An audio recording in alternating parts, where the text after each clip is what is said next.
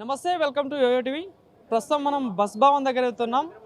So ఆర్టీసీకి సంబంధించిన employees అందరూ కూడా ఏదైతే కొన్ని కారణాల వల్ల వాళ్ళని ఉద్యోగం నుండి తొలగించడం జరిగింది, టికెట్ల విషయంలో కానీ ఏదైనా చిన్న యాక్సిడెంట్లు అయిన విషయంలో కానీ ఇట్లా కొన్ని కారణాల వల్ల వీళ్ళందరూ దగ్గర చాలా మందిని కూడా ఉద్యోగాలను తీసేయడం జరిగింది. సో మాకు మళ్ళీ ఉద్యోగాలు కల్పించాలి, మాకు ఒక ఛాన్స్ ఇవ్వాలంటూ కూడా వాళ్ళందరూ వేడుకుంటున్నారు ప్రభుత్వాన్ని. సో మరి రాష్ట్ర ప్రభుత్వం దీనిపై ఒకసారి ఆలోచించి కూడా వాళ్ళ జీవితాల్లో మరో వెలుగు నింపాలని కూడా వాళ్ళు ప్రార్థిస్తూ ఉన్నారు. సో మాట్లాడదాం. ఈరోజు భారీ ఎత్తున ఇక్కడికి ఆర్టీసీ ఎవరైతే తీసేసిన వాళ్ళు చాలా మంది ఇక్కడికి రావడం జరిగింది. అన్న నమస్తేనే. సో మరి ఎన్ని సంవత్సరాలు అవుతుంది మిమ్మల్ని జాబ్లోనే తీసేసి? 8 సంవత్సరాలు అవుతుంది, దగ్గర 8 సంవత్సరాలు అవుతుంది. ఒక టికెట్ల గురించి, టిప్ మిషన్ల గురించి ఖరాబ్ కావడం, ఆ ఖరాబ్ అయినది మా మీద వేయడం అది కరెక్ట్ కాదు. దగ్గర ఇప్పుడు 2017 నుంచి 18 రిమూవల్ అయ్యా నేను. యాక్చువల్గా కూడా టిమ్ మిషన్ అనేది ఖరాబ్ అయినప్పుడు ఇంటిమేషన్ చేయాలి. ఆల్రెడీ ఏంటంటే డ్యూటీ లాస్ట్ అయిపోయింది, అది సికింద్రాబాద్ నుంచి డైరెక్ట్ పటాన్చెరు నుంచి సికింద్రాబాద్ రావడం జరిగింది. లాస్ట్ మూమెంట్లో ఏమైంది, టికెట్స్ ప్యాసింజర్లు ఎక్కిన తర్వాత టికెట్లు కూడా కొంచెం అంతా ఇష్యూ అయిపోయింది. లాస్ట్ మూమెంట్ ఒక 9 టికెట్లు ఏమో ఇష్యూ కాలేదు.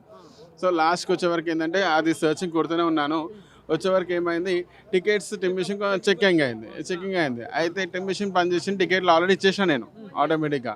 ఇచ్చేసిన తర్వాత ఏమైంది, మీరు టికెట్ ఇష్యూ చేశారు అని చెప్పేసి ఆటోమేటిక్గా నన్ను పట్టుకోవడం జరిగింది. అక్కడ టికెట్లు ఆల్రెడీ అంటే టిమ్ మిషన్ పని చేయనప్పుడు ఏం చేస్తామంటే, డ్యూటీ ఎన్ని సంవత్సరాలు చేస్తున్నారు? మేము 8 ఇయర్స్ అవుతుంది. 2017 వరకు చేశాను. అజ్జలో ఏమైంది, కొన్ని కారణాల వల్ల కూడా వాళ్ళు తీసేయడం జరిగింది, మళ్ళీ ఎక్కడం కూడా జరిగింది. నేను ఎక్కిన నెల రోజులకే కేసు అయింది మళ్ళీ.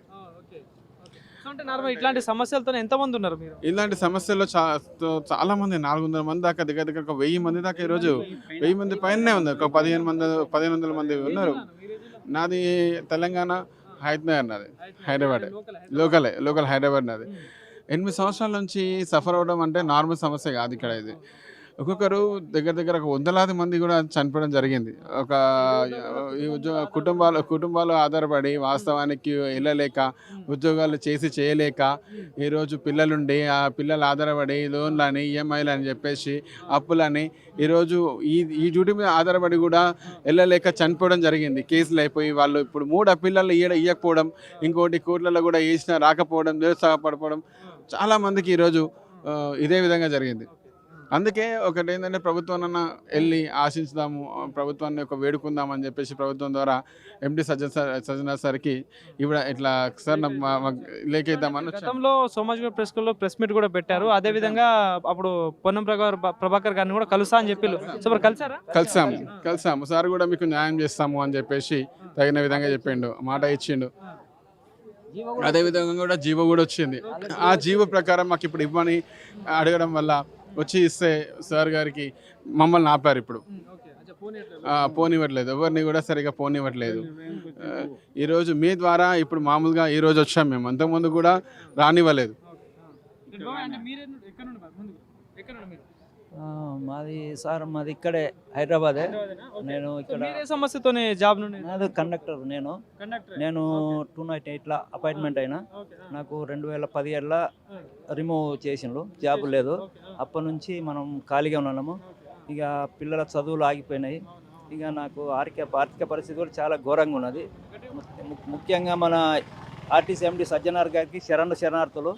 ఆయనకు ఒకటే రిక్వెస్ట్ చేస్తున్నాం, సరే చిన్న తప్పులు జరిగిండొచ్చు, వాళ్ళని ఒక క్షమాభిక్షతోని అందరికి వాళ్ళకి పునర్జీవితాలు ప్రసాదించమని వేడుకుంటున్నాను సార్. అంటే ఇప్పుడు రాష్ట్ర ప్రభుత్వం కూడా గతంలో ఎలక్షన్ టైంలో హామీ కూడా ఇచ్చింది, ఆర్టీసీ వాళ్ళకి ఇంకో 3,000 మందిని తీసుకుంటా పాత వాళ్ళని కూడా. రేవంత్ ముఖ్యమంత్రి గారు ఒక జీవో ఇప్పించిండ్రు, వీళ్ళందరికీ జాబులు ఇవ్వమని ఒక జీవో కూడా వచ్చింది ఆల్రెడీ.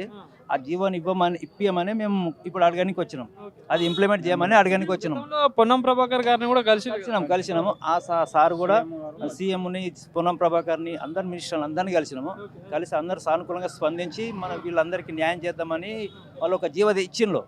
ఆ జీవోని ఇంప్లిమెంట్ చేయమని మనం అడుగుతున్నాం. ఇంకోటి ఇప్పుడు ఆర్టీసీ బస్సులు కూడా తక్కువైనాయి, ఎంప్లాయీలు ఎక్కువ లేరని ఇబ్బంది పడతా ఉన్నారు, మహిళలు కూడా గొడవలు అవుతా ఉన్నాయి. చాలా మంది రిటైర్మెంట్ అయిపోయింది సార్, రిటైర్మెంట్ అయిపోయింది చాలా మంది. స్టాఫ్ కూడా చాలా తక్కువ ఉన్నందువల్ల పని భారం కూడా ఎక్కువ అయిపోయింది వాళ్ళకి, ఉన్నోళ్ళకి. అందుకే ఇప్పుడు మళ్ళీ 3,000 మంది తీసుకోవాలని చూస్తున్నారు. అందులో వీళ్ళని కూడా కలిపి తీసుకుంటే బాగుంటుందని చెప్పిండ్రు. ఇంకోటి జీవో కూడా ఇచ్చిండ్రు ఆల్రెడీ. ఆ జీవోని ఇంప్లిమెంట్ చేయమని మేము అడగడానికి వచ్చినాం ఇప్పుడు సార్ దగ్గరికి. ఇప్పుడు 1000 పైన ఉన్నారు సార్, 1000 పైన ఉన్నారు అన్ని స్టేట్ మొత్తంలో ఒక 1,000-1,200 3,000 మందిని తీసుకుంటా అంటాను కదా ముఖ్యమంత్రి. కాంట్రాక్ట్ బేసిక్లో తీసుకుందామని ఆలోచన చేస్తున్నారు. అందులోనే వీళ్ళని కూడా తీసుకొని చేసుకుంటే అయిపోద్దని మేము అడుగుతున్నాం. కొత్త వాళ్ళని తీసుకోవడం కంటే ఇప్పుడు ఆల్రెడీ చేసిన వాళ్ళని వీళ్ళకి ఒక జీవితం ఇచ్చినట్టు కొత్త జీవితం అనేది మా ఆలోచన సార్. Thank you sir.